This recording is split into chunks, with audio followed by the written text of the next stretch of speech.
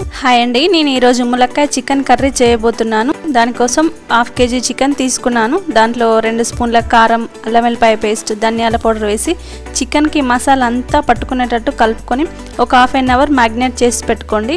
తర్వాత ఒక కడాయి పెట్టుకొని అందులో ఆయిల్ వేసుకొని ఆయిల్ కొంచెం హీట్ అయ్యాక బగారాకు మాత్రమే వేస్తున్నానండి.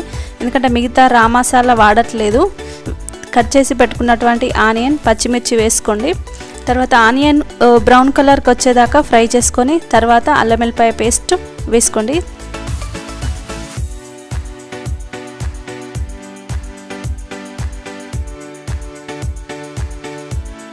తర్వాత పసుపు, కొంచెం కొత్తిమీర, తర్వాత 2 పెద్ద సైజు టమాటాలు వేసుకుంటున్నాను.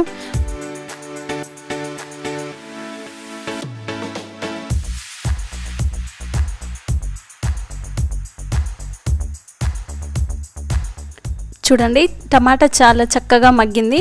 ఇప్పుడు మనం ములక్కాయలు ఇందులో యాడ్ చేసుకుందాం. టమాటా ఒక 5 నిమిషాలు మగ్గిన తర్వాత ములక్కాయలు వేస్తున్నాను.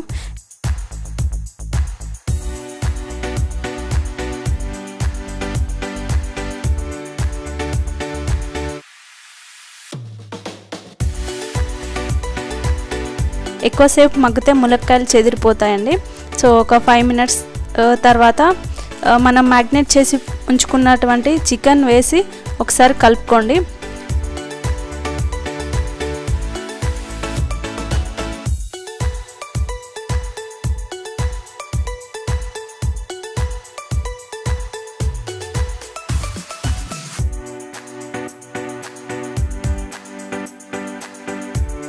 ఈ కర్రీ కోసం నేను ధనియాలు, లవంగాలు, పట్టా వేసి మిక్సీ చేసి పెట్టుకున్నటువంటి పౌడర్ వేస్తున్నానండి ఇందులో.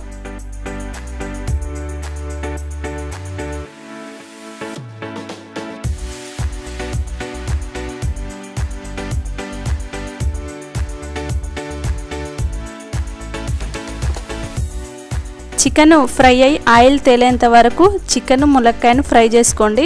చూడండి, చక్కగా ఫ్రై అయ్యాయి.